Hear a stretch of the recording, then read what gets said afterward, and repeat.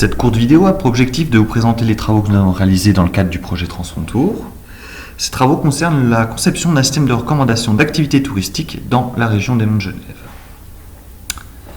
Le système de recommandation tel que conçu se compose de 3 onglets. Le premier onglet permet la création d'un nouvel utilisateur.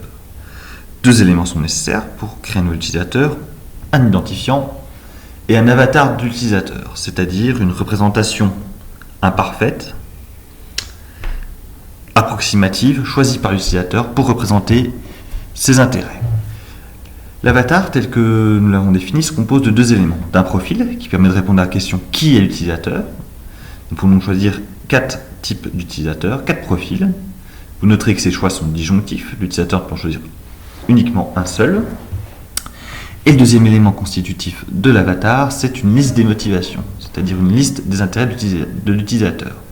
Et on peut noter ici que l'utilisateur peut avoir plusieurs motivations. Ainsi, on peut choisir plusieurs cases, c'est plus disjonctif ici.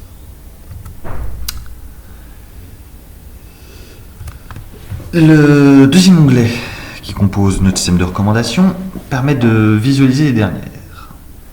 Par exemple, on peut voir les prestations touristiques qui vont être recommandées pour l'utilisateur 0. 2 choses sont à noter ici. D'une part, c'est que les services recommandés sont triés par ordre de pertinence, du plus pertinent au moins pertinent. Et de manière très intuitive, on voit que ce que nous appelons les pépites, c'est-à-dire les prestations touristiques qui sont jugées particulièrement attractives, sont très bien classées, tout comme sont très bien classées les prestations touristiques dont le profil correspond à celui de l'utilisateur en question. Par exemple, pour le moulin de Cara, c'est une prestation touristique appréciée des gens qui recherchent des expériences insolites. Notre utilisateur recherchant lui aussi des expériences insolites, ce moulin lui est proposé. Un autre point très important de notre système de recommandation est le fait qu'il est évolutif, c'est-à-dire qu'il va pouvoir prendre en compte des retours d'utilisateurs pour modifier l'ordre des recommandations. Par exemple,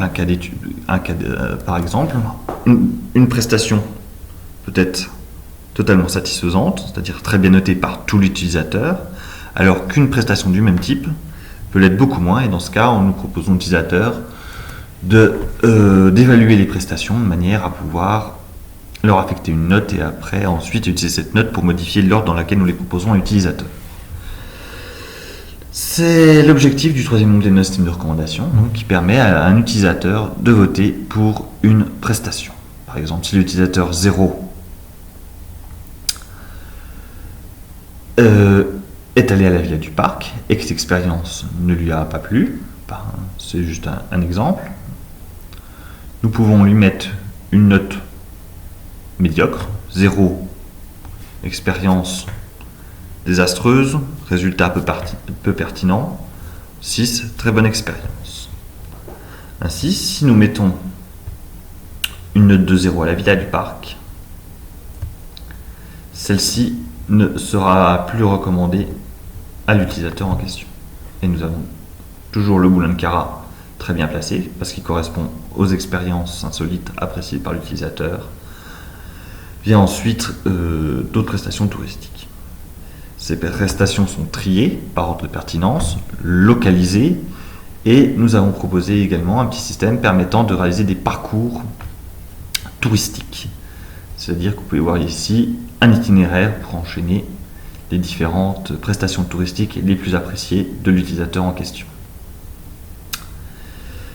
On peut également noter l'intérêt d'avoir des données concernant les différentes prestations touristiques à jour, parce que pour certaines d'entre elles, nous ne disposons pas de données de géolocalisation.